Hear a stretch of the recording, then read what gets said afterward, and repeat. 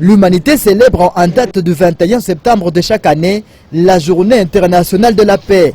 Au Tanganyika, plus précisément à Kalemi, cette journée a été commémorée sous une réflexion sur la contribution de la MONUSCO à la paix dans la province du Tanganyika ce mercredi 30 septembre 2020. Ceci est une collaboration entre la MONUSCO, Kalemi et les Rakosh Tanganyika. L'Assemblée générale des Nations Unies a déclaré que cette journée serait consacrée au renforcement des idéaux de paix au sein de toutes les nations et dans tous les peuples. Cette année, la journée a pour thème façonner la paix ensemble.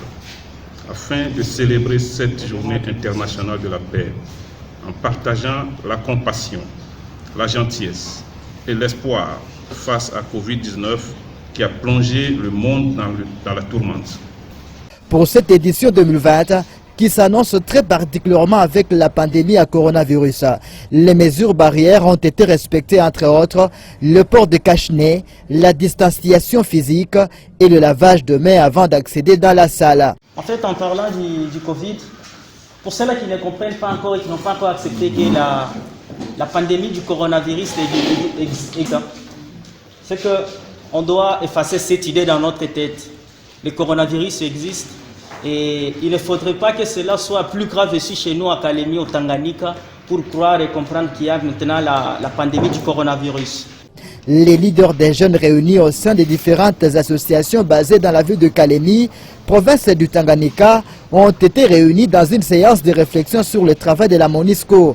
En marge de cette journée mondiale de la paix, une session de formation sur la contribution de la MONUSCO à la paix était animée ce 30 septembre 2020 dans la grande salle des Sœurs des Roulins sous le thème principal « Bâtissons la paix ensemble ». Ici, plusieurs branches de la MONUSCO ont passé en revue leur contribution à la paix dans la province du Tanganyika.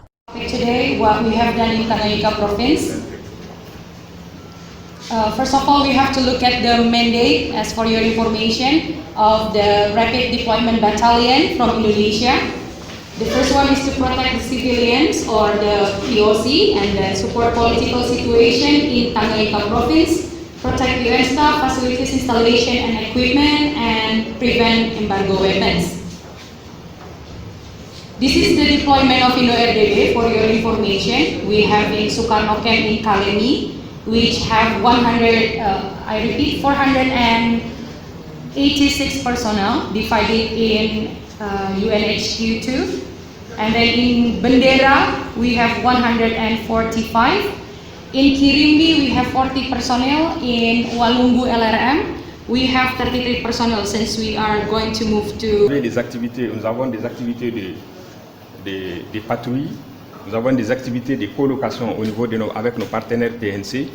Donc ici, nous avons les activités de colocation au niveau des différentes unités de la PNC pour les appuyer, renforcer leurs capacités.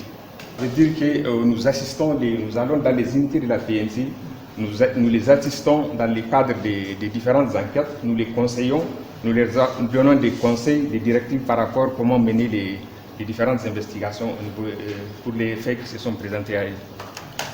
Donc la colocation, c'est vraiment un travail, je peux dire que c'est un travail de partenariat entre la PNC et la police de la MONUSCO sur des thématiques comme les enquêtes et ainsi de suite. C'est bien ça? Est-ce que j'ai bien compris? J'ai bien compris. Ok, donc voilà quelques photos. Et je crois que ce travail se fait au quotidien, hein? C'est tous les jours. Au quotidien, tous les jours. Tous les jours. Tous les jours. La police de la MONUSCO se présente dans différents commissariats. Différents commissariats de la ville de Kalemi. Ici, ça c'est à Kalemi. Mais est-ce que, par exemple, vous êtes présent actuellement à Bendera? Malheureusement, non. Malheureusement, on n'est pas présent dans les autres territoires, on est présent dans la ville de Kalemi. Nous intéressons les populations pour recueillir des informations par rapport à la situation sécuritaire qui permet d'anticiper, avec les renseignements, ça nous permet d'anticiper sur les situations.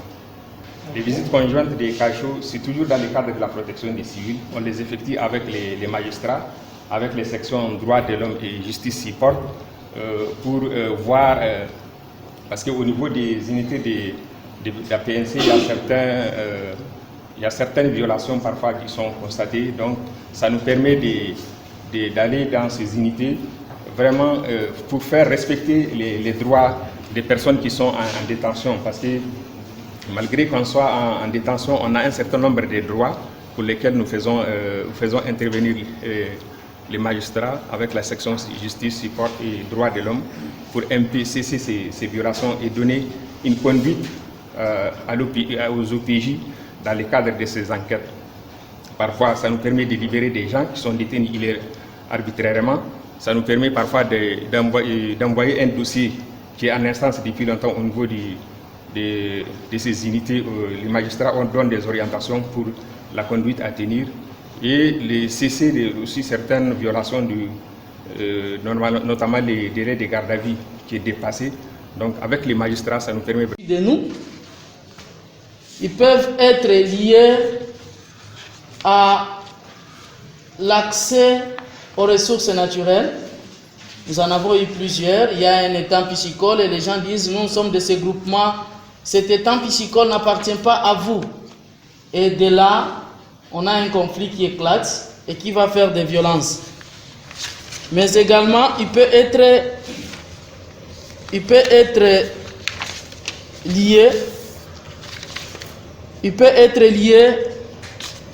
au pouvoir coutumier. Ce sont des conflits que nous avons beaucoup plus rencontrés au Tanganyika. Et ces conflits au pouvoir coutumier sont de deux sortes ici. Il y a soit des conflits de pouvoir coutumier, où on se dispute les limites. Non, ce village appartient à telle chefferie. Les autres disent non, ça nous appartient.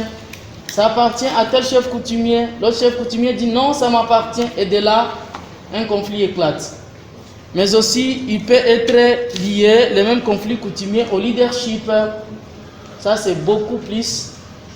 Ce sont des conflits qu'on a répertoriés ici dans l'ancien Grand Katanga. Non, c'était le grand frère qui devrait hériter du trône. Non, c'est moi qui suis l'héritier.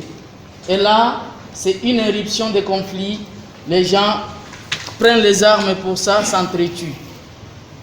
C'est exactement là que le bureau des affaires civiles intervient en premier.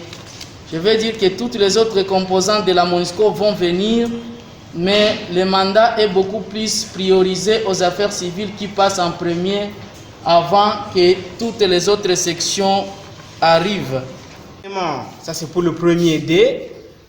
La démobilisation pour le second D.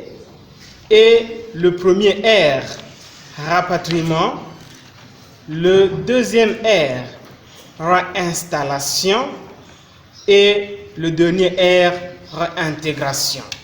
Maintenant, pourquoi nous avons mis une barre entre le DDR et les deux autres R? C'est parce que dans cette thématique DDR barre RR, il y a aussi deux sous-aspects ou deux branches, dont une branche s'occupe uniquement des combattants congolais et une autre branche des combattants étrangers. Comme vous l'avez entendu, désarmement, c'est-à-dire il faut être un combattant, il faut être détenteur ou porteur d'une arme, et qu'il faut être désarmé pour être démobilisé. Mais une nuance, il ne suffit pas que toute personne qui porte une arme soit éligible au DDR. Qui sont ceux-là qui sont éligibles au DDR? Ce sont tous ceux-là qui portent ou qui détiennent des armes de façon illégale. Parce qu'il y a ceux qui les portent de façon gouvernementale, ordonnée, légale. Ceux qui les portent de façon légale sont les militaires FARDC, la police. Nous avons aussi les gardiens de parc ou les gardes-parcs comme nous le disons. Et à part ces trois catégories, tous les autres qui vont détenir des armes les détiennent de façon illégale et donc éligibles au désarmement pour la réintégration dans la vie communautaire parce qu'ils ne sont pas autorisés. Tu veux porter une arme, il faut t'enrôler dans l'armée ou dans la police. Le Correction du SNIP, nous avons aussi installé des systèmes de communication et des systèmes d'alerte au niveau de la prison Et à travers ça, ça évite que le personnel, donc, ils peuvent s'appeler facilement, même s'ils n'ont pas de crédit dans le téléphone. Il y a des radios comme ça. Nous avons doté 3 ou 4 radios. La directrice a une, son adjoint, et puis la PNC au niveau du poste de garde, pour pouvoir échanger facilement. Alors, dans l'amélioration des conditions de détention, sur le plan de réinsertion, je peux directement citer 2 points. Actuellement, les femmes détenues et les mineurs bénéficient de l'alphabétisation que nous faisons ensemble en collaboration avec le CICR, et aussi la formation en informatique. Je suis maintenant informaticien parce que j'étais chef de secrétariat où j'étais et chef de bureau des fichiers. Actuellement, 30 mineurs ont été formés durant 3 mois et demi. Le personnel pénitentiaire aussi a été formé dans la manipulation du secrétariat bureautique et la maintenance informatique. Donc, il y avait des photos, on peut montrer. Donc, sommairement, il y a des brochures et tout. On les explique les composants de l'ordinateur du début jusqu'à la fin, et puis la maintenance, l'installation des systèmes d'exploitation, etc., la récupération des données et tout. Aussi, au niveau des femmes, on a pu doter quelques matériels de couchage. Vous allez voir, il y a les matelas, 15 matelas, et puis des couvertures babouches pour les femmes. Dans le même ordre d'idée, nous avons aussi lancé un petit projet pour le jardin potager qui a été effectif, et il y a une production des choux bénéfiques pour les détenus, ce qui a été fait aussi. Dans le même ordre d'idée, on essaye de former les détenus sur la partie du volleyball. Et si vous passez à l'extérieur, vous allez constater à l'extérieur de la cour là, il y a un terrain de volleyball qui a été construit. Donc on pense que chaque fois les détenus extramuraux, on essaie de jouer avec eux, et même aussi à l'intérieur. On organise des concours de danse, des récréatifs, etc. pour pouvoir changer leur esprit, pour pouvoir jouer avec eux, pour les faire comprendre que ce n'est pas la fin du monde, qu'une fois qu'ils seront sortis, qu'ils puissent changer et puissent se réintégrer facilement dans la société. La section d'appui à la justice est une des sections substantives de la MONUSCO qui œuvre à Calémie.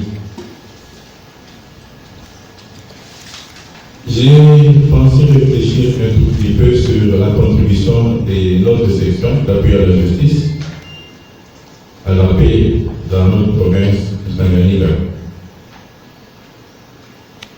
Et j'ai pensé qu'il y avait un lien, puisque lorsque la justice est bien dite, les ardeurs des victimes sont calmées, sont tempérées, il n'y a pas de violence et les gens peuvent vivre calmement. J'aimerais, c'est ma façon de faire souvent, je n'aime pas le monologue, j'aimerais vous associer pour qu'on puisse aller ensemble. Lorsque quelqu'un est victime de viol ou de toute autre infraction, quel est son souhait? Est-ce que quelqu'un peut nous dire, quelqu'un est venu sur la rue, il a volé, il a violé votre femme. Est-ce que vous êtes en paix? Vous êtes prêt à vous faire justice? Vous êtes prêt à la violence? Est-ce que ce n'est pas ça? Si vous avez l'occasion d'égorger la personne qui a empêché vous, qui vous a fait du mal, est-ce que vous allez hésiter? Non, mais il se fait que il est interdit à quiconque de se faire justice. Quelqu'un est venu, il a commis des infractions. Mais ici, à votre tour, vous méprisez la personne qui a fait du mal à votre famille, à vos enfants. Et vous tuez cette personne. Est-ce que l'État va vous laisser? Non, l'État ne vous laisse pas. Mais déjà, lorsque vous êtes victime de violences, des gens sont entrés chez vous la rue, ils ont violé vos femmes, vos enfants. Il y a un sentiment de révolte qui est né en vous.